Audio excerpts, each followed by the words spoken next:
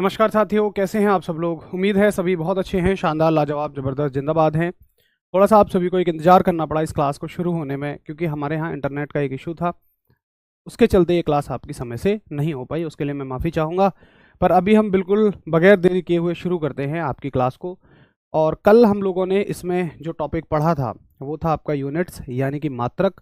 उसके बाद आज हम जो चैप्टर पढ़ेंगे वो पढ़ेंगे मात्रक का जो कल पोर्शन बचा हुआ था, पहले उसको कंप्लीट करेंगे और उसके बाद हम चल पड़ेंगे अगले चैप्टर की यात्रा की तरफ, जिसका नाम है मापन। तो एक बार सभी मुझे ये बताइए कि क्या आप कल रिवीजन करके आए थे। एक बार थम्स अप करो और सुनिश्चित करिए कि जी भैया, कल हमने जो भी सीखा उसका हमने बहुत अच्छे से रिवीजन किया। वो देखो इसलिए ज़रूरी है ताकि आपको आगे की चीज़ें समझ में आएँ, क्योंकि कल की आधी चीज़ों को ही तो आज पूरा करना है। और जब तक आधी चीज़ें आपको नहीं पता होंगी तब तक आपको नहीं समझ आएगा। जो साथी आज नए जुड़ रहे हैं, मैं जानकारी के लिए बता दूं, क्लास कल से शुरू हो गई थी और कल जो है क्लास आपकी कुछ हो चुकी है, तो आप सभी पहले उसको देखिएगा, कृपया बीच में ना देखें, नहीं तो आपको समझ में नहीं आएगा। चलो देखिए, फिर शुरू कर दें। एक बार आप अपनी सहमति दीजिए कि हाँ, हम रिवाइज करके आए हैं और बगैर देरी के शुरू करें। आपके हिसाब से तो टाइम हमारे पास वैसे भी कम ही है। असल में मैं सोच रहा था कि आज क्लास को थोड़ा सा पहले छोड़ूंगा, क्योंकि मेरी मैराथन है 10 बजे से। बाकी बैच में तो मैंने क्लास ली भी नहीं है, सुबह वाले में मेरी 7 से 8, 8 से 9, 9 से 10 होती है, क्योंकि मैराथन के चलते मुझे मैराथन तैयार करनी थी। बट आपके में ज़रूरी थी ये क्लास, क्योंकि आपका तो सिलेबस मतलब दिन कम है, आपके पास एग्ज़ाम नज़दीक है। बट आज थोड़ा सा इंटरनेट इशू हो गया, क्लास ऑलरेडी लेट शुरू हुई है। कोई बात नहीं, आज पूरा करेंगे सिलेबस को, निश्चिंत रहे। हाँ जी, तो सभी रिविज़न करके आए हैं, पुरानी चीज़ों को पढ़ के आए हैं, बहुत अच्छा है। आप उसको लगातार पढ़ते रहिए। पुरानी चीज़ों को जितना ज़्यादा रिवाइज करते रहेंगे उतनी ज़्यादा चीज़ें वो दिमाग में बनी रहेंगी, याद रहेंगी। तो कल हम लोगों ने क्या सीखा था, फटाफट से अगर हम रिवाइज करें तो हम लोगों ने सीखा था कि मात्रकों की 3 पद्धतियाँ होती हैं। एक पद्धति MKS है, एक पद्धति CGS है और तीसरी पद्धति FPS है। आपके पैर में दर्द है, बैठकर पढ़ा दो भाई। समस्या ये है कि आज दूसरे स्टूडियो में जहाँ क्लास लगी थी वहीं वो सेटअप है पूरा लिखने वाला, वहाँ इंटरनेट का इशू हो गया है। तो आज अब ये दूसरे स्टूडियो में क्लास लगानी पड़ी है, यहाँ पे बैठ के पढ़ाने वाला सेटअप भी नहीं है। और उसको मैं लगवाता यहाँ पे तो और आपके 5-7 मिनट खराब हो जाते। इसलिए कोई बात नहीं है, आज मैं ऐसे ही मैनेज कर लूँगा, कोई दिक्कत नहीं है। चलो, बीच बीच में बैठ जाया करूँगा। तो हमने कल मात्रकों की 3 पद्धतियाँ देखी थी और उसके बाद हमने कहा था कि चौथी पद्धति को हम पढ़ेंगे, जिसका नाम था SI सिस्टम, इंटरनेशनल सिस्टम, अंतर्राष्ट्रीय पद्धति। तो आज की कहानी हमारी अंतर्राष्ट्रीय पद्धति से शुरू होगी। तो देखो, अंतर्राष्ट्रीय पद्धति में हमें क्या करना था, हमें सभी राशियों का बंटवारा करना था। हर एक देश के मात्रक से परे, हर एक देश के मात्रक से परे हमें सभी राशियों का बंटवारा करना था। अब मेरे सामने मान लो बहुत सारी राशियां बैठी हैं। अच्छा, राशियों की संख्या कितनी है बताना एक बार। हाँ जरूर, जो भी साथी मैराथन में आना चाहें, 10 बजे से बिहार पुलिस की मैराथन है, 1 नंबर क्वेश्चन आपको उसमें मिलेंगे। हमारी क्लास मत छोड़ो। अरे इसीलिए तो आज हम हूँ अभी मैं बीच में आपके। छोड़ी कहाँ है, छोड़ रहा होता तो मैं छुट्टी कर रहा होता। बाकी दोनों बैचों का ऑफ रखा है मैंने, बट आपका इसीलिए ऑफ नहीं रखा। हाँ बहुत बढ़िया कोमल, वेरी गुड। अमन भाई राम राम। तो टोटल आप सभी बता रहे हैं कि भाई राशियों की संख्या जो है वो कोई 7 बता रहे हैं, कोई 3 बता रहे हैं। नहीं, आप, कोई बता रहा है मूल राशियों की संख्या, कोई बता रहा है संपूरक राशियों की संख्या। ऐसा नहीं है, राशियां जो हैं वो इनफाइनाइट हैं। राशियां जो हैं वो इनफाइनाइट हैं, अनंत राशियां हैं। आप 7 कहते हो, चलो मैं आपको यहीं 10 गिनवा देता हूँ खड़ा खड़ा ही। भाई भाई, दूरी हो गई, विस्थापन हो गई, चाल, वेग, त्वरण, संवेग, आवेग, बल, और आपका हो जाएगा कार्य, ऊर्जा, शक्ति, गुरुत्व, त्वरण। 12 तो यही हो गई, 7 कहाँ से रह गई। तो राशियां जो है वो इनफाइनाइट हैं। आपके यहाँ तो फिजिक्स में कुल हमें 12 चैप्टर पढ़ने हैं, चैप्टरों में भी कम कम पढ़ना है, मतलब BSc MSc PhD के लेवल पे। वहाँ पर आप देखें, हायर फिजिक्स को देखें तो वहाँ तो राशियाँ बहुत हैं। मैं कुल राशियों की संख्या बता रहा हूँ, तो वो इनफाइनाइट है, वो अनंत है। अब उन राशियों का मुझे बंटवारा करना है, तो मेरे सामने राशियाँ बैठी हैं। तो मैंने एक चीज़ सोची, यार मैं एक काम करता हूँ कि इनमें से उनको निकाल लेता हूँ जो स्वतंत्र हैं। स्वतंत्र का मतलब है कि जिन्हें किसी की जरूरत नहीं है, जिनके मात्रकों को लिखने के लिए किसी की मदद नहीं लेनी पड़ती है।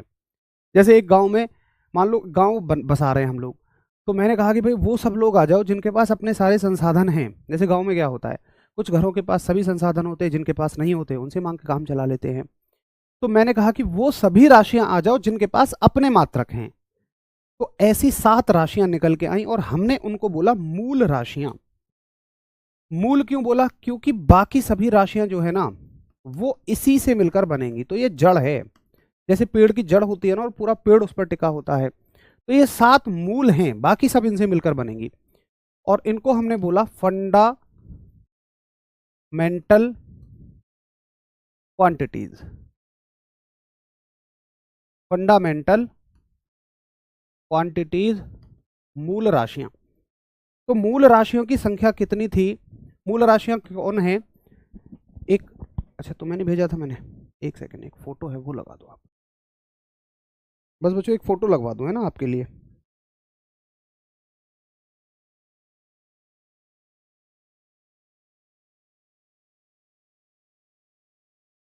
हम्म,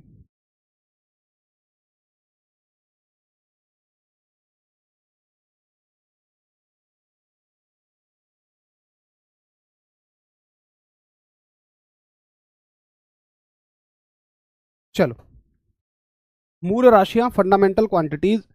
फंडामेंटल क्वांटिटीज वो होती हैं, एक बार देखना यार।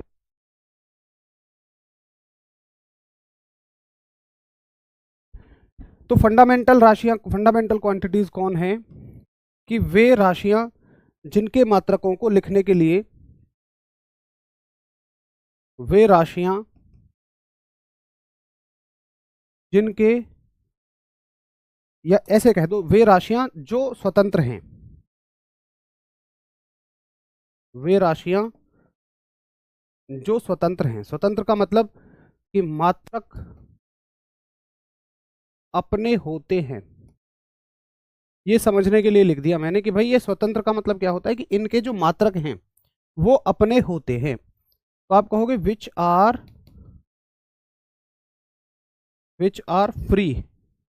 मात्रक अपने होते हैं का मतलब है हैविंग देयर ओन यूनिट्स।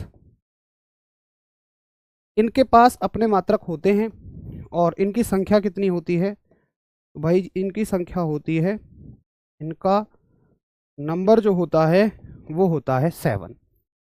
बोलो क्लियर है सभी को? फटाफट से बताएंगे एक बार, फटाफट से एक बार थम्स अप करिए कि जी भैया ठीक है, मुझे समझ में आ गया कि सारी राशियों में से 7 ऐसी निकल के आई जिन्होंने कहा कि भाई हमें व्यक्त करने के लिए किसी और की जरूरत नहीं है, या हमारे पास अपने मात्रक हैं। बता दो एक बार फटाफट से। और वो 7 कौन कौन थी? तो वो 7 हैं आपकी ये राशियां। ये आपकी राशियां हैं, फंडामेंटल क्वांटिटीज हैं। यहां पर लिखोगे आप फंडामेंटल क्वांटिटीज। ये राशियां हैं जिनमें पहली राशि द्रव्यमान है, मास, दूसरी लंबाई है, तीसरी समय है, चौथी विद्युत धारा है, अगली ताप है, अगली पदार्थ की मात्रा है, अगली ज्योति तीव्रता है। अभी आप इस चक्कर में ना पड़े कि यार मुझे समझाओ विद्युत धारा क्या है, मुझे समझाओ पदार्थ की मात्रा क्या है। ये तो अलग अलग चैप्टर्स में हम पढ़ेंगे। धारा का पूरा चैप्टर अलग है और तापमान का पूरा अलग चैप्टर है। अभी हमें ये समझना है कि भाई ये वो राशियां हैं जिनके पास ना अपने मात्रक हैं। जैसे द्रव्यमान का मात्रक क्या है? किलोग्राम। तो द्रव्यमान के पास खुद का मात्रक है और क्या है वो? किलोग्राम। लंबाई के पास खुद का मात्रक है, क्या है? मीटर। समय के पास खुद का मात्रक है, सेकंड। विद्युत धारा के पास एम्पियर है। तापमान के पास केल्विन है। पदार्थ की मात्रा के पास मोल है। ज्योति तीव्रता के पास कैंडेला है। तो ये वो राशियां हैं जिनके पास स्वयं के मात्रक हैं, खुद के मात्रक हैं। ठीक है। अब देखो होता क्या है, जैसे मुझे मान लो बार बार किसी पेज पे लिखना पड़े किलोग्राम, किलोग्राम शब्द बार बार रिपीट हो रहा है, तो किलोग्राम इतना बड़ा लिखने से मैं थोड़ा सा बोर सा हो जाऊंगा यार, बार बार वही लिख रहा हूँ। तो इनको छोटा में दिखाने के लिए हम संकेत इस्तेमाल कर लेते हैं। संकेत का मतलब मैं किलोग्राम की जगह क्या लिख देता हूँ? केजी लिख देता हूँ। ये लो भाई शॉर्ट में हो जाएगा। अब मैं कहीं केजी लिख दूंगा तो आप समझ जाइएगा कि यहाँ द्रव्यमान की बात चल रही है। कहीं मैं एम लिख दूंगा तो मीटर की, एस लिख दूंगा सेकंड की, बड़ा ए लिख दूंगा एम्पियर, बड़ा के लिख दूंगा केल्विन, MOL लिख दूंगा मोल और CD लिख दूंगा तो आप समझना कि कैंडिला की बात चल रही है। ठीक है, अभी विमा को छोड़ दो, अगली लाइन को छोड़ दो, पहले यहां तक बताओ कि ठीक है भैया मुझे इतनी बात समझ में आ चुकी है। करो थम्स अप फटाफट से। नोट आप सभी प्लीज बाद में कर लीजिएगा। अभी जैसे ही समझ में आ जाए तो आपकी पहली प्रायोरिटी ये सुनिश्चित करना है कि आप आगे बढ़िए, और मैं तब तक नहीं आगे बढ़ूंगा जब तक आपको हर पिछली स्लाइड समझ नहीं आ जाएगी। RRB ग्रुप डी के लिए नहीं हो पाएगा कुणाल भाई, इससे RRB ग्रुप डी में तो बहुत गहरा लेवल पूछा जाएगा। ठीक है, चलो यहां तक क्लियर है। अब बाकी जितनी राशियां हैं, 7 के अलावा बाकी जितनी राशियां हैं सब इन्हीं से मिलकर बनेंगी, इन्हीं राशियों से मिलकर बनेंगी, और उनके जो मात्रक होंगे इन्हीं मात्रकों से मिलकर बनेंगे। तो वो किसी और से उत्पन्न हो रही हैं, इसलिए हमने सेकंड कैटेगरी को कहा व्युत्पन्न राशियां। हमने सेकंड कैटेगरी को कहा व्युत्पन्न राशियां, यानी कि derived units. Derived units, derived units कौन है कि जो मूल मात्रकों की सहायता से उत्पन्न होती हैं, जो मूल मात्रकों की सहायता से उत्पन्न होती हैं, यानी कि विच आर obtained, या ड्राइव्ड लिख दो, which are derived from fundamental, which are derived from fundamental quantities.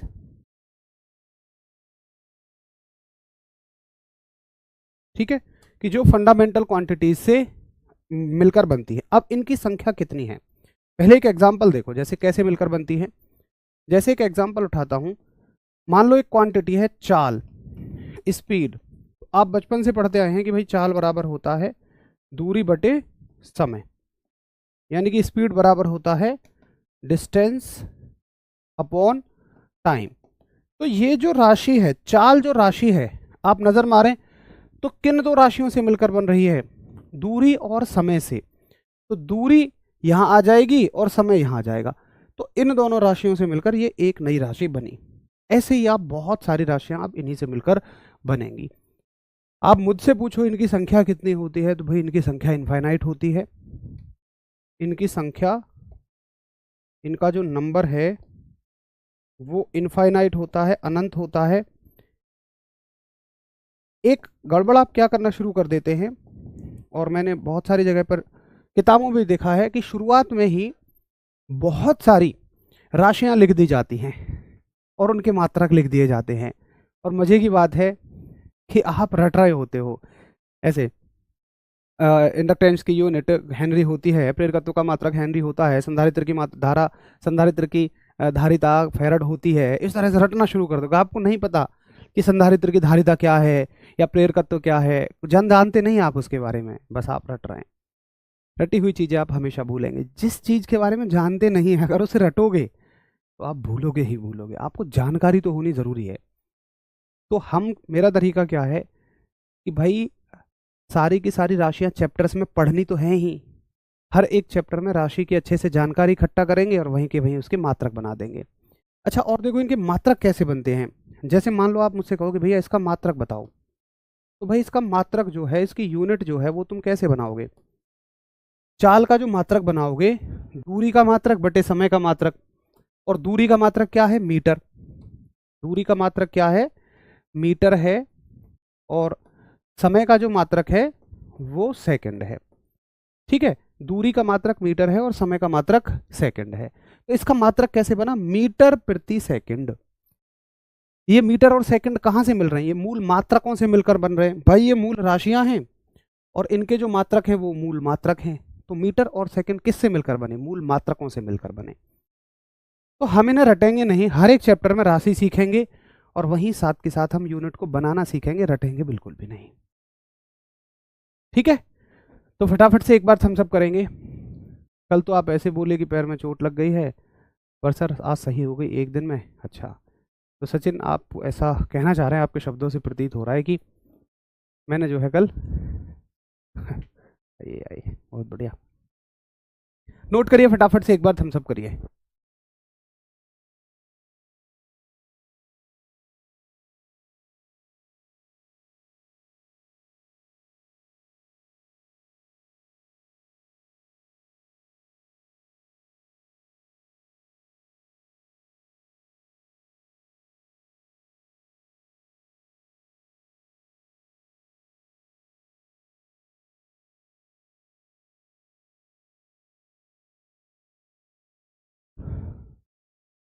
ठीक है, बहुत ही बढ़िया। तो अभी ममतेज सर बीच में आ गए थे। सचिन यादव की बातों से ऐसा लग रहा है जैसे वो कह रहे हैं कि मैंने कल झूठ बोला था। अरे मेरे भाई सचिन, अगर आपको सच में पूछना है तो फिर ऐसे पूछो कि भाई कल आपको चोट लगी थी। देखो, एक भाई ने पूछा अभी सुबह ही कि भाई आपके ना पैर में दर्द हो रहा होगा तो आप बैठ जाइए, और वहीं एक कह रहे हैं यार कल तक तो आपको चोट लगी थी, अब सही हो गई एक ही दिन में। ऐसा शब्दों का फर्क हो जाता है ना। मेरे दोस्त, मैंने बताया था अभी आपकी क्लास दूसरे स्टूडियो में लगी हुई थी, वहाँ पे इंटरनेट का इशू आ रहा था, वो पूरा सेटअप वहीं पे लगा हुआ है, हमारे पास केवल एक सेटअप है। वो दूसरे स्टूडियो में क्लास लगी, ऑलरेडी वो लेट थी, उसको लगाता तो और 5-7 मिनट देर हो जाती। अभी भी पैर में मेरे में दर्द होता है खड़े होकर पढ़ाने में। चलो, तो ये हो गया आपका व्युत्पन्न राशियां। कोई समस्या नहीं है भाई, राशियां अंतर्राष्ट्रीय पद्धति में हम क्या कर रहे हैं, राशियों का बंटवारा कर रहे हैं। 7 मूल राशियां हो गई और बाकी जो है वो सब इनसे मिलकर बन जाएंगी, कहानी खत्म, हो गया बंटवारा। मैंने कहा चलो यार थक गए भाई, घर चले, अब मैं घर जा रहा हूँ अपने। तो 2 राशियां मैंने देखा झोला लेके अपना खड़ी हैं।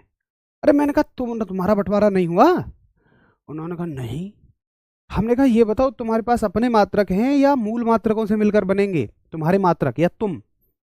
उन्होंने कहा हमारे पास अपना सब कुछ है, स्वतंत्र हैं। तो मैंने कहा मूल में जाके बैठो ना। उन्होंने कहा नहीं। देखो जैसे घर में शादी होती है ना, तो एक एक कमरे में कई कई लोग एडजस्ट कर लेते हैं, ज़्यादा लोग होते हैं तो सो जाते हैं सब, लेकिन 2 लोग ऐसे होते हैं उनको सेपरेट कमरा चाहिए, जैसे फूफा जी और जीजा जी, फुल इज्जत चाहिए। तो ऐसे ही 2 राशियां हैं, वो कह रही हैं हम स्वतंत्र हैं, हमारे पास अपनी राशियां हैं, सब कुछ हमारे पास अपना है, लेकिन हम मूल में नहीं जाएंगे, हमारे लिए अलग कैटेगरी बनाओ। तो इन 2 राशियों के लिए अलग से कैटेगरी बनी, और तीसरी कैटेगरी को हमने बोला, उन दोनों राशियों की कैटेगरी को जो झोला टांग के खड़ी हैं, संपूरक राशियां, सप्लीमेंट्री सप्लीमेंट्री क्वांटिटीज। अब देखो बहुत सारी जगह पे आपने इनको यूनिट भी पढ़ा होगा भाई, सप्लीमेंट्री क्वांटिटी की यूनिट सप्लीमेंट्री यूनिट हो जाएंगी, एक ही बात है ना। सप्लीमेंट्री क्वांटिटीज की यूनिट सप्लीमेंट्री यूनिट्स हो जाएंगी। तो चाहे सप्लीमेंट्री क्वांटिटी, मैं क्वांटिटी के बेस पे पढ़ रहा हूँ, हो सकता है आपने यूनिट्स के बेस पे पढ़ा हो, बात एक ही है। तो संपूरक राशियों की संख्या कितनी होती है? संपूरक राशियां 2 होती हैं आपकी, एक तो है रेडियन, सॉरी, एक तो है आपकी कोण, एक तो है आपकी कोण यानी कि एंगल, और दूसरी है आपकी घन कोण यानी कि सॉलिड एंगल। अब कोण तो चलो सबको समझ में आता है कि भाई कोण क्या है। कोण तो भैया जी सिंपल सी चीज है, एक लाइन ये है, एक लाइन ये है, इनके बीच का झुकाव, इन दोनों लाइनों के बीच के झुकाव को हम कोण कहते हैं। और कोण का जो एसआई मात्रक होता है इन राशियों के, क्योंकि हम एसआई सिस्टम पढ़ रहे हैं, ये सारी की सारी एसआई यूनिट्स हैं, तो कोण का देखो इंडिया में ज्यादातर कोण को डिग्री में मापा जाता है, लेकिन यहां पर कोण को किस में मापा जा रहा है? यहां पर कोण को रेडियन में मापा जाएगा। तो एसआई मात्रक कौन हो जाएगा इसका? रेडियन हो जाएगा। लेकिन मुझे घनकोण समझ नहीं आता है। अब देखो घनकोण क्या होता है समझिए आप, घनकोण क्या रहेगा मैं आपको फोटो की मदद से समझाता हूं।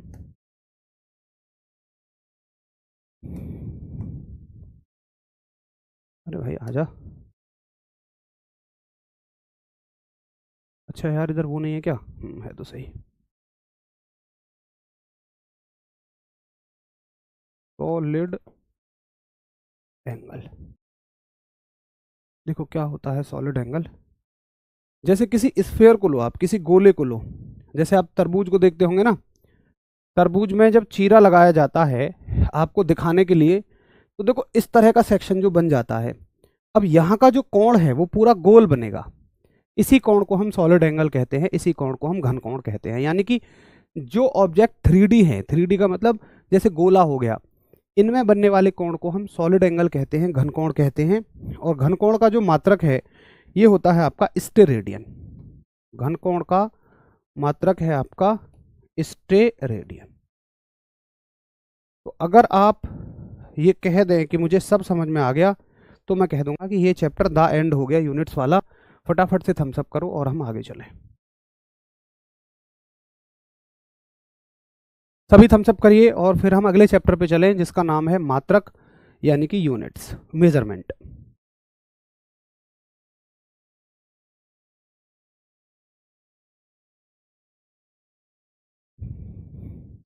नोट्स तो आप बाद में कर लेंगे। ठीक है सर, ओके है, सभी के थम्स अप आने शुरू हो गए हैं। ओके, तो ये हो गया आपका यूनिट्स वाला चैप्टर खत्म। अभी चलते हैं सेकंड चैप्टर पर। चैप्टर आपका 2 है और जिसका नाम है मेजरमेंट, यानी कि मापन। देखिए मेजरमेंट क्या होता है, मापन क्या होता है। मापन का मतलब है जो हम राशियां पढ़ रहे हैं, देखिए सारा खेल राशियों का है, सारा खेल क्वांटिटीज का है। तो इन राशियों को हमें मापने की जरूरत पड़ती है। अब मापने के लिए जो जो टूल यूज होते हैं उनको हमें इस चैप्टर में पढ़ना है। जैसे क्या क्या टूल यूज होते हैं। सबसे पहला टूल यूज होता है 10 की घातें। यहां से सीधा सवाल पेपरों में पूछा जाता है, 10 की घातों से सवाल सीधा पेपर में पूछा जाएगा। Powers of 10, powers of 10। तो 10 की घातों में दो तरह के घातें पाई जाती हैं। नंबर एक है प्लस की, जिनको हम बोलते हैं धनात्मक घातें, पॉजिटिव पावर्स। एक बार स्पीड और राइटिंग बताएंगे सभी, ओके है, स्पीड और राइटिंग दोनों चीजें। अब धनात्मक घातों में देखो हमें याद कैसे रखना है। जैसे हमसे बोले मान लो 1000 है, तो 1000 को शॉर्ट में हम 10 की पावर 3 लिख देते हैं। 10 की पावर 3 का अर्थ क्या है कि 10 की 10 में 3 बार गुणा, तो ये लौट के फिर से 1000 आ जाएगा। तो मैं बार बार इतना बड़ा ना लिखने की बजाय 10 की घातों का तात्पर्य होता है, एक तो देखो छोटा करने के लिए, और दूसरा होता है सार्थकता बढ़ाने के लिए, सिग्निफिकेंस बढ़ाने के लिए। हालांकि हमें उतनी गहराई में नहीं जाना, हमसे ये सवाल नहीं पूछेगा। हमसे सवाल पूछेगा कि 10 की घात 3 का मतलब क्या है। तो 10 की घात 3 का मतलब 1000 है। आप बस सीधा डायरेक्टली ये याद रखेंगे कि भाई 10 की घात 3 का मतलब 1000 है, और इसको कहेगा वो लैंग्वेज में किलो। सवाल आएगा, जैसे एग्जाम्पल सवाल दे देगा कि 1 किलो वॉट में कितने वॉट होते हैं, यानी कि वो किलो को हटवाना चाहता है। किसी भी मात्रक के सामने वो किलो लगा सकता है। जैसे ग्राम के सामने किलो लगा देगा, किलोग्राम बन जाएगा। मीटर के सामने किलो लगा देगा, किलोमीटर बन जाएगा। फिर पूछेगा किलोमीटर में कितने मीटर होते हैं, इस तरह से सवाल आएगा। तो जब भी मुझे किलो हटाना होगा तो मैं याद रखूंगा कि भाई मैं 10 की पावर 3 लगाऊंगा, बस इतनी सी बात। इस तरह से यहां से सवाल आएगा।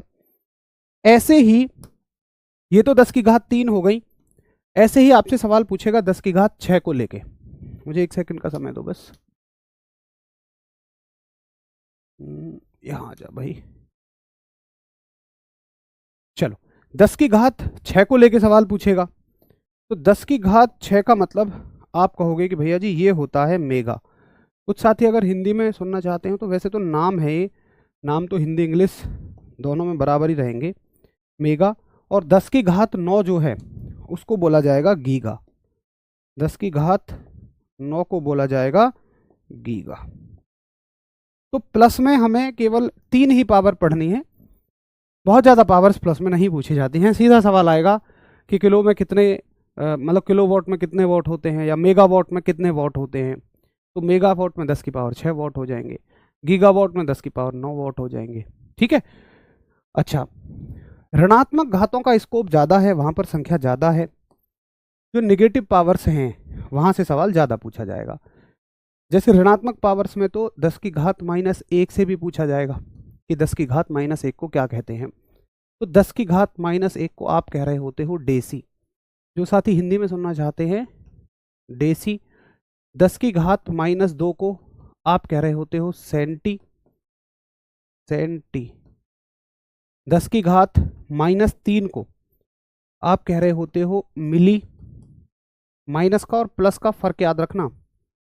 10⁻³ को आप कह रहे हो कि मिली, और 10 माइनस फिर 1 2 3 के बाद ये 3 के गुणज में चलती है, जैसे 3 6 9 12, तो 3 के बाद सीधी 6। आप मुझसे पूछो 10⁻⁴, 10⁻⁻5, उनके कोई नाम नहीं है। 10⁻⁻6 को आप कहते हो माइक्रो, और माइक्रो का एक सिंबल भी है, यू के नीचे आप इस तरह से बढ़ा देते हो। आप कहो सबके सिंबल क्यों नहीं है? सबके सिंबल नहीं होंगे, केवल कुछ कुछ के सिंबल हैं। सिंबल उनके हैं जिनमें कंफ्यूजन है, क्योंकि देखो मिली के लिए आप स्मॉल m भी लिख दोगे, लेकिन माइक्रो भी m से शुरू हो रहा है तो स्मॉल m थोड़े ना लिखोगे, इसके लिए कुछ और लिखना पड़ेगा। तो इनके सिंबल तो यही हैं, डेसी का मतलब d लिख देंगे, सेंटी का c लिख देंगे, मिली का m लिख देंगे, लेकिन माइक्रो का भी m लिखोगे तो कन्फ्यूजन हो जाएगा, इसलिए इसका हमने एक अलग से सिंबल दे दिया। 10⁻⁻6 हो गई। आगे आ जाओ, अगला आप देखिए 10⁻⁻9, तो इसको कह रहे होते हो आप नैनो। 10⁻⁻9 को नैनो कहेंगे। 9 के अलावा 10 भी पूछी जाती है और बहुत इंपॉर्टेंट भी है, और 10⁻⁻10 को हम कहते हैं एंगस्ट्रॉम। 10⁻⁻10 को हम कह रहे होते हैं एंगस्ट्रॉम। 10 के बाद फिर से वही 3 के मल्टीपल में 9 से आगे 12, 12 को कह रहे होते हैं हम पीको। उसके बाद देखो ये तो फिर भी याद हो जाती हैं, ये बहुत नई सी पावर होती हैं आपके लिए, 15 18 21 और 24। तो इसके लिए मैंने एक ट्रिक बनाई हुई है, और ट्रिक क्या है? ट्रिक है अकबर के दरबार का एक रत्न जो है फैजी। आप नाम याद रखोगे फैजी का। फैजी से कैसे याद आ जाएगा आपको? फेमटो, ए से एट्टो, जेड से जेप्टो और वाई से यूक्टो, इस तरह से आपको याद रखना है। तो ये हो गया फेमटो, या देखो इसी को हम फर्मी भी बोलते हैं, फेमटो को फर्मी भी बोलते हैं। ये हो गया आपका एट्टो, ये हो गया आपका जेप्टो, ये हो गया आपका योक्टो। आगे बात समझ में? तो 10 की जितनी भी पावर्स हैं इससे बाहर नहीं जाएंगे। ये प्लस की पावर्स हो गई, धनात्मक घातें, और यहाँ नंबर 2 डाल के लिख लो ऋणात्मक घातें, थोड़ी सी जगह ऊपर बचा के। ये है आपकी नेगेटिव पावर्स, यानी कि ऋणात्मक घातें। करो फटाफट से एक बार थम्स अप कि ठीक है भैया, यहाँ तक मुझे समझ में अच्छे से आ गया। नोट आप सभी नहीं कर रहे होंगे, पीडीएफ से आपको पढ़ना है, पूरी पीडीएफ आपको ऐप पर मिल जाएगी। थोड़ी देर में बैठ जाता हूँ, आप थम्स अप करिए। हाँ बिल्कुल कोमल, इतना ही हो जाएगा।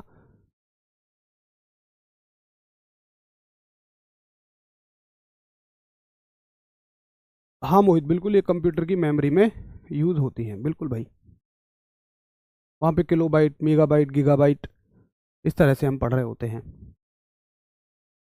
चलो यहाँ तक क्लियर। अब देखो एक तो सवाल होता है कि भाई सीधा पूछ लिया, जैसे सवाल आएगा कि 10⁻⁻10 को क्या कहते हैं। ठीक है, आप कहते हो कि भाई एंगस्ट्रॉम कहते हैं। 10⁻⁻6 को क्या कहते हैं जी? माइक्रो कहते हैं। 10⁻⁻3 को भाई मिली कहते हैं। तो सीधे बनने वाले सवाल को आप बहुत आराम से कर ले जाओगे, लेकिन बात आती है कि जब सवाल घुमाकर पूछे जाएं। देखो इनसे घुमाकर सवाल कैसे पूछे जाएंगे? तो घुमाकर सवाल पूछे जाएंगे ये, इनका इस्तेमाल हम खगोलीय दूरियों को मापने में करते हैं। भैया जी खगोलीय दूरियां क्या हैं? खगोलीय दूरियां हैं जो बहुत बड़ी दूरियां हैं। बहुत बड़ी दूरियां कितनी हैं? जैसे मान लीजिए यहाँ से लेकर सूर्य तक की दूरी, या सूर्य से चंद्रमा के बीच की दूरी। अब इन दूरियों को मापने के लिए मान लो आपके छोटे भाई ने कहा कि भैया यहाँ से सूर्य की दूरी कितनी होती है, तो आपका कहना क्या होगा? जैसे सूर्य से यहाँ तक की दूरी औसतन जो है वो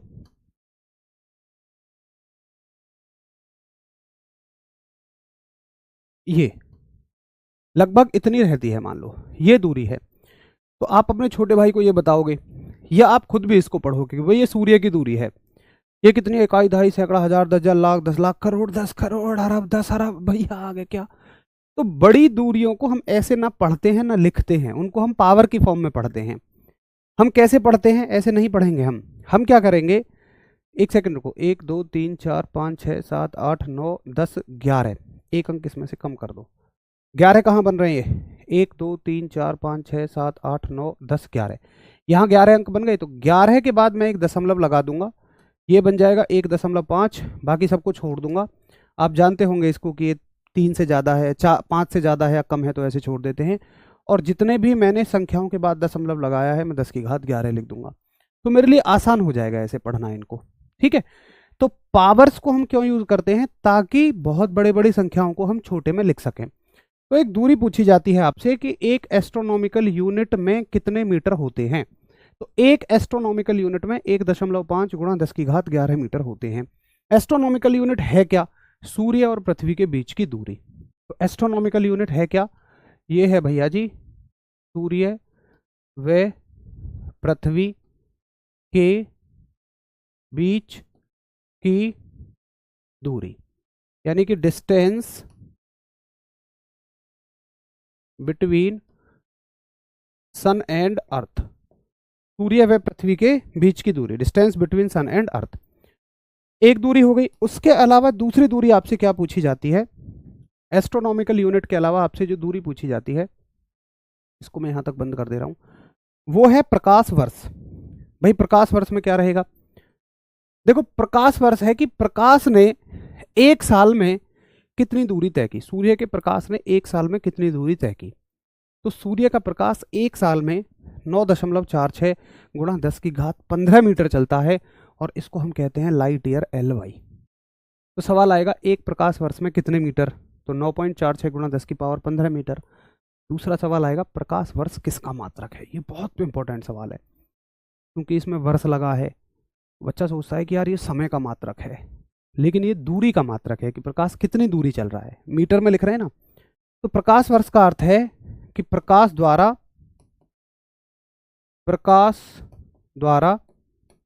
एक वर्ष में तय की गई दूरी, डिस्टेंस कवर्ड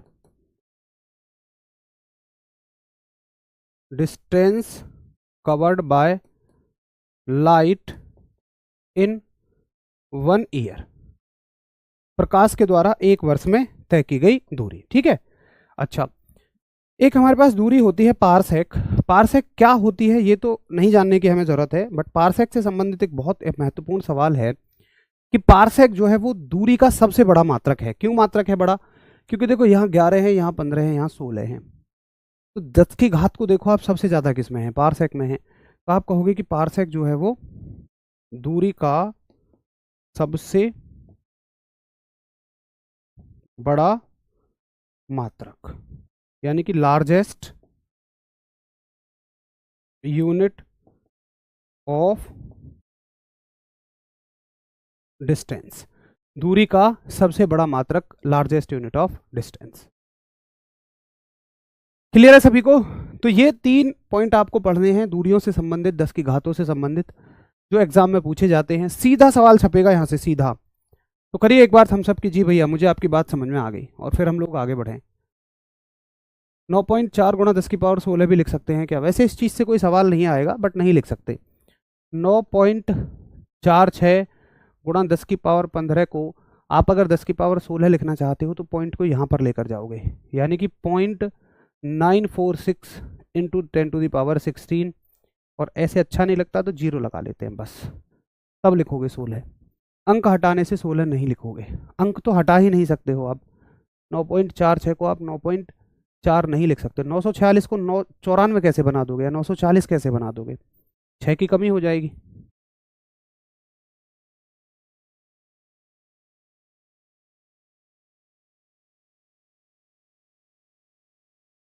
ठीक है, चलो बहुत अच्छा। तो ये होता है हमारा, एक तो मापन में हमें जो सबसे ज़्यादा ज़रूरत पड़ेगी वो 10 की पावर्स की पड़ेगी, 10 की घातों की सबसे ज़्यादा ज़रूरत पड़ेगी। अब देखो एक अगली और महत्वपूर्ण चीज़ इस चैप्टर की है, जैसे कुछ आयतन के मात्रक हैं जो हमारे इंडिया में इस्तेमाल नहीं होते। हमारे इंडिया में तो जैसे लीटर चलता है, लेकिन विदेशों में गैलन चलता है, और हमारे यहाँ इंडिया में बैरल चलता है डीजल, मिट्टी का तेल, पेट्रोल की माप के लिए। वो एक ब्लू कलर का टैंक आप सभी ने सुना ही होगा, नीला टैंक जो है बड़ा सा, वो एक पूरा बैरल होता है जिसमें डीजल वीजल भर के आता है। ठीक है, तो एक गैलन में 3.785 लीटर होते हैं और एक बैरल में 159 लीटर होते हैं। क्लियर सभी को? 158.987 होते हैं, तो इसको हम अप्रॉक्स 159 मान लेते हैं। कहीं ये पूछा जाता है, कहीं ये पूछा जाता है, दोनों एक साथ तो नहीं आएंगे, इतना तो आप भी समझते हैं। अब देखो एक बहुत ज़रूरी चीज़ है जिसका नाम है मापक यंत्र। जैसे राशियां हैं आपके पास, तो उन्हें मापने के लिए हमें किसकी ज़रूरत पड़ेगी? उन्हें मापने के लिए हमें यंत्रों की ज़रूरत पड़ेगी। जैसे द्रव्यमान है, चीनी है, चीनी द्रव्यमान है, उसको मापने के लिए मुझे एक यंत्र की ज़रूरत है। वो कौन है? तराजू। मेरी लंबाई है, दूरी कह लो, उसको मापने के लिए मुझे इंच टेप की ज़रूरत है। समय है, उससे मापने के लिए मुझे घड़ी की ज़रूरत है। तो ये सभी मापक यंत्र हैं जो राशियों को मापते हैं। अब क्या सारी राशियों के मापक यंत्र मेजरिंग इंस्ट्रूमेंट पेपर में पूछे जाते हैं? बिल्कुल भी नहीं। केवल कुछ राशियों के मेजरिंग इंस्ट्रूमेंट एग्जाम में पूछे जाते हैं, और वो ये हैं। जैसे पूछा जाएगा कि ओडोमीटर क्या मापता है, तो आपका उत्तर होगा कि भैया जी ओडोमीटर जो है वो वाहनों के द्वारा तय की गई दूरी मापेगा। क्या ये ओडोमीटर है? नहीं, ये तो आपकी चाल बताता है। तुम कहते हो ओ आज तो मैंने बाइक 100 पे चलाई, तो ये आपकी चाल बताता है। ये तो आपका स्पीडोमीटर है, जो आपकी चाल बताता है, स्पीड बताता है, चाल मापी है। तो इसमें ओडोमीटर कहाँ है? आप सभी ने देखा होगा कि इसके बीचों बीच में ये एक मीटर लगा होता है जिस पर नंबर चलते रहते हैं, जो वाहन के द्वारा नापी गई किलोमीटर मापता है। आप अपने दोस्त को जब बाइक देते हो तो नोट कर लेते हो, क्योंकि आपका भाई दोस्त 2-1 किलोमीटर की लहके 20-30 किलोमीटर घुमा के लाता है ना। अब आप अगर इनको डायरेक्ट याद रखेंगे कि ओडोमीटर वाहनों के द्वारा तय दूरी, तो निश्चित भूलोगे आप इन्हें। इनको हम ट्रिक के साथ याद करते हैं। कैसे? देखो, मान लो वाहनों के द्वारा तय की गई दूरी देखी जा रही है, और कार खड़ी है, ऑडी है, स्विफ्ट है, अल्टो है, एल्टो कार, तो सबसे ज़्यादा दूर तक कौन जाएगी? डेफिनेटली ऑडी जाएगी। तो आप याद रखो कि भाई जब दूरी की बात होगी ना, तो सबसे ज़्यादा कौन जाएगी? ऑडी कार जाएगी। आगे देखो अल्टीमीटर। अल्टीमीटर से याद रखो अल्टीमेट आदमी। कहते हैं ना यार, हमारे आसपास एक आदमी ऐसा जरूर होगा जो आपको बहुत सपोर्ट करता है। जहां दुनिया ताने दे रही है वो कहता है नहीं यार तू कर लेगा तू। वो अल्टीमेट आदमी है यार। और हम चाहते हैं कि यार वो जिंदगी में ना अपनी बेचारा खूब ऊंचाइयों तक जाए, जितने हमारा इतना साथ दिया। तो अल्टीमीटर क्या मापने के काम आता है? ऊंचाई। अल्टीमेट आदमी जिंदगी में ऊंचाइयों तक जाना चाहिए। आगे देखो लैक्टोमीटर। भाई जिस हिसाब से गांव कम हो रहे हैं, जैसे कहीं एक्सप्रेसवे आया तो गांव खत्म होकर शहर बन गए, कहीं एयरपोर्ट आया गांव खत्म होकर शहर बन गए, तो मेरा मानना ये है कि भाई गांव खत्म हो जाएंगे, फिर भैंसे कौन पालेगा? नहीं पालेगा तो दूध का उत्पादन नहीं होगा, और उत्पादन नहीं होगा तो दूध की कीमत लाखों में पहुंच जाएगी। तो आने वाले समय में जो दूध की कीमत है वो लाखों में पहुंच जाएगी। लैख से याद रखोगे दूध, लाख रुपए का कौन मिलेगा? दूध। पेपर में सिर्फ इतना हिंट ही काफ़ी है। दूध की शुद्धता तो आप खुद पहचान जाओगे, ऑप्शन ऐसे ही होंगे, दूध की शुद्धता होगा या ऊंचाई होगा या आर्द्रता होगा, इस तरह से। ठीक है, आगे देखो आप हाइड्रो। हाइड्रो हाइड्रो, अरे भाई किससे डरें? आप डरो तरल पदार्थों से। क्यों? अरे तरल पदार्थ जैसे पानी ले तो सुनामी ले आते हैं, ला देगा सुनामी। तो तरल पदार्थों से हाइड्रो, इनसे तो डर के रहा करो, इनके सामने मत बोलो ज़्यादा। High grow. हाई ग्रो, अब देखो एक पहाड़ पे मान लो आप चढ़ रहे हो, और आप तो हो इधर की साइड जहाँ पर आपको खूब ठंडी ठंडी हवा मिल रही है। आपके दोस्त ने गलत रास्ता चुन लिया और यहाँ सूखी सूखी गर्म हवा आ रही है, तो क्या वो ऊंचा चढ़ पाएगा पहाड़ पे? हाई ग्रो कर पाएगा? नहीं। हाई आप ग्रो करोगे जिसको मिलेगी ठंडी ठंडी हवा। तो हाई ग्रो मीटर क्या मापता है? आर्द्रता मापता है। आर्द्रता का मतलब मौसम में ठंडक, मौसम में नमी की मात्रा। ठीक है, आगे बैरोमीटर। हमारे बैरी जो होते हैं, शत्रु जो होते हैं, वो हमें हमेशा दबाते रहते हैं, हमें हमेशा चाहते हैं दब के रहे। तो बैरी हमें हमेशा दबाने का काम करते हैं, वायुमंडलीय दाब मापेगा। आप अभी इतनी गहराई में यूं ना जाओ कि यार वायुमंडलीय दाब ही क्या होता है, यही बताओ ना। अभी आपका सिर्फ उद्देश्य होना चाहिए कि ये मापक यंत्र इस चीज को मापता है। आगे सेक्सटेंट। देखो इस शब्द का मतलब आप क्या निकालते होंगे मुझे नहीं पता, मैं तो निकालता हूँ सफलता, कि भाई आप सक्सेसफुल हो गए। तो सक्सेसफुल आदमी, जब आप आज आपकी मेहनत को कोई नहीं देख रहा, जब आप सेलेक्ट हो जाओगे सब कहेंगे अरे यार ने कहीं मेहनत ना करी, इसके तो ग्रह नक्षत्र ऊंचाइयों पर थे। तो सेक्सटेंट क्या मापता है? ग्रहों की ऊंचाई को मापता है। थर्मोमीटर तापमान मापता है, आप सभी जानते ही हैं। मैनोमीटर, आपने अपने दोस्त को बुलाया, आजा मूली के पराठे बने, आपका दोस्त आया, दबा दिए 4 पराठे, खा गया, छोड़ रहा है गैस, तुम कहोगे अरे यार गैस छोड़ दी, सब कहेगा मैंने ना छोड़ी भैया गैस। तो आपका दोस्त कहता मैंने ना छोड़ी गैस। तो गैसों का संबंध किससे है? मैनोमीटर से है। गैल्वेनोमीटर, खतरनाक चीज। गैल्वेनोमीटर में बड़ा कंफ्यूजन होता है। गैल्वेनोमीटर जो है ये कुछ मापता मूपता नहीं है, ये केवल पता लगाता है। जैसे आपके फ़ोन में मैं पता करना चाहूँ कि यार इसमें करंट है या नहीं है, तो मैं गैल्वेनोमीटर को लाऊंगा। गैल्वेनोमीटर सिर्फ मुझे ये बताएगा कि यहाँ करंट है या नहीं है, वो ये नहीं बताएगा कितना है। अब अगर आपको कितना नपवाना है तो उसके लिए आप अमीटर का इस्तेमाल करते हो। एमीटर मापता है, गैल्वेनोमीटर केवल उपस्थिति बताता है, प्रेजेंस बताता है, ये मापेगा नहीं। वोल्ट मीटर वोल्टेज मापता है, जिसको विभवांतर भी कहते हैं। जायरोस्कोप, आप बहुत पढ़ते रहते हैं, एक आपका रिश्तेदार आता है वो आपको हमेशा पढ़ते हुए देखता है, तो कैसे कहता है अरे यार जा भाई जा, जा भाई जा यारों के साथ घूम के आ, जा यारों के साथ घूम के आ। तो जायरोस्कोप घूमती वस्तुओं की गति का अध्ययन। सीस्मोग्राफ भूकंप को मापता है। भूकंप आया भैया 7 तीव्रता का आया, किसने मापा? सीस्मोग्राफ ने मापा। आगे एनीमोमीटर, कौन उस जमाने से हैं कि जब संडे के दिन शक्तिमान आया करता था और एक आदमी टीवी के सामने बैठता था, एक आदमी घर के आंगन में, और एक भाई छत पे चढ़ता था इस एंटीना को सही करने के लिए, और जैसे ही यहाँ पर साफ चित्र आ जाते थे ये कहता था इसको रोक दे, ये इसको कहता था रोक दे। ऐसा क्यों होता था? क्योंकि एंटीना की सेटिंग, एनी से याद रखोगे, एंटीना की सेटिंग हवा चलने से बिगड़ जाती थी, हवा की गति की वजह से एंटीना की सेटिंग बिगड़ जाती थी। क्या दिन थे यार वो भी हैं।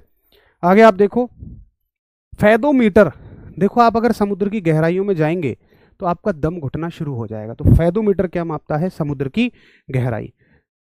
फैदोमीटर समुद्र की गहराई को मापता है।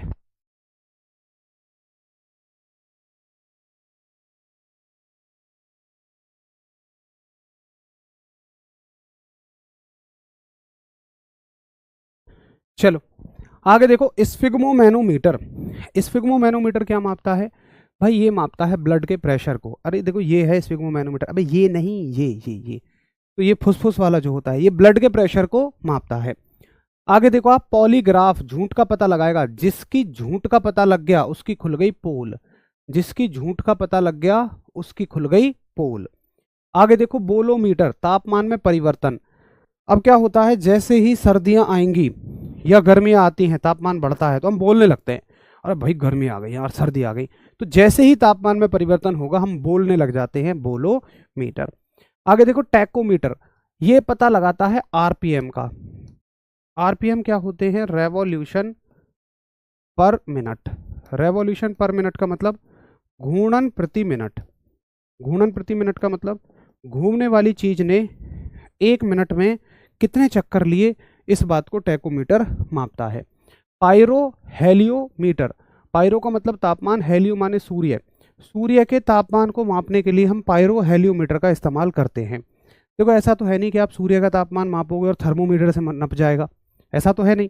आप किसका इस्तेमाल करते हो? पायरो हेलियोमीटर का। पायरोमीटर, देखो हमारे पास थर्मोमीटर है तापमान मापने के लिए, बट वो छोटे तापमान मापता है, लगभग 200-250 डिग्री सेंटीग्रेड। अगर आप 800 डिग्री सेंटीग्रेड के तापमान आपको मापने हैं, 700-800 डिग्री सेंटीग्रेड, तो फिर आप पायरोमीटर का इस्तेमाल करोगे। आगे आप देखो क्रोनोमीटर, ये जहाजों में समय का पता लगाने के लिए घड़ी होती है। और लास्ट आपका पनडुब्बियों में पानी के ऊपर की सतह को देखने के लिए आप पेरिस्कोप का इस्तेमाल करते हैं। पेरिस्कोप नीचे पनडुब्बी में से ऊपर निकलेगा और ऐसे देख के बता देगा ऊपर क्या चल रहा है। तो भैया जी ये थे आपके आज के मापक यंत्र और मात्रक वाला चैप्टर। उम्मीद है हम लोगों ने इसको अच्छे से कंप्लीट किया। आपसे रिक्वेस्ट करूंगा भैया जी कल अच्छे से, संडे है, जितना आपने पढ़ लिया उसका रिवीजन करना, ज़्यादा से ज़्यादा फोकस करो अब जितना आपने पढ़ लिया है उसको याद करने पर, क्योंकि महत्वपूर्ण है कि जो आप एग्ज़ाम में देकर जा रहे हैं वो आपको याद होना चाहिए। बाकी हम लोग परसों मिलेंगे, तब तक के लिए आप सभी को नमस्कार, धन्यवाद, जय हिंद।